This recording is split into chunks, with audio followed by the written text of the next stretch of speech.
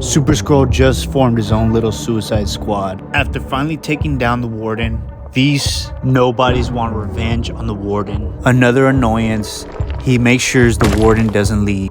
After everything he's faced, this will be simple, as the big guy takes him on, but Super Skrull wasn't ready for him to multiply, which annoys him even more. Not learning the first time, he just ends up getting overwhelmed as they all gang up on him. His will is strong, but his temper is short.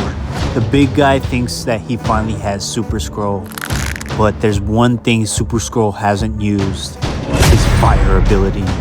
As he begins to roast him, he's sure that he can multiply in the fire.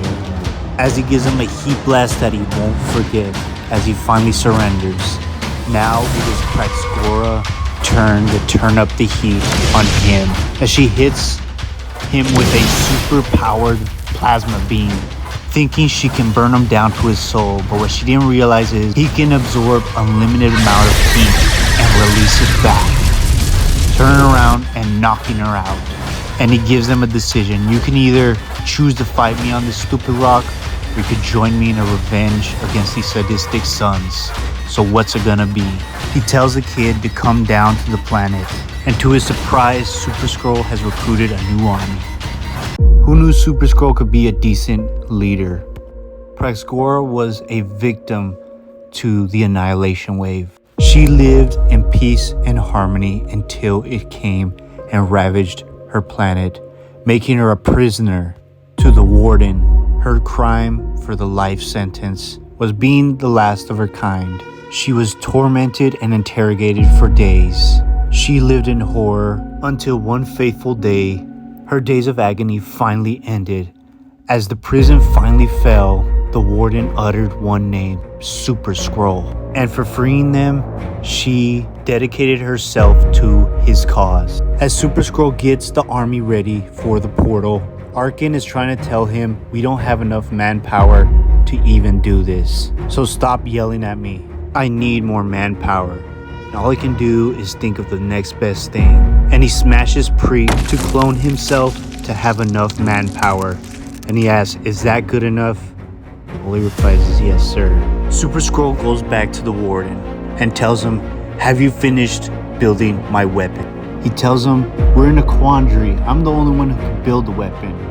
And if I finish it, will it actually work? Ah, that's a good riddle, but look what I found. I believe it worked best with your harder inmates, didn't it?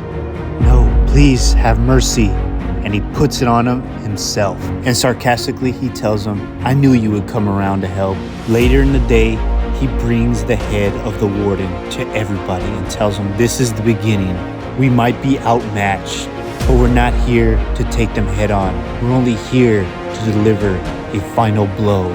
We will deliver the payload and cripple them and make them mourn the day they took violence upon us. And the speech is received with a resounding hoorah, but only one isn't satisfied.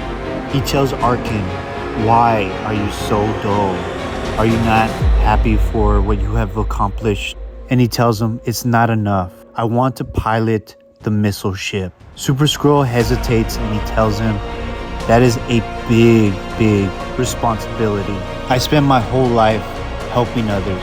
I think it's my time to prove myself as a Skrull. Super Skrull admires his enthusiasm and gives him the chance.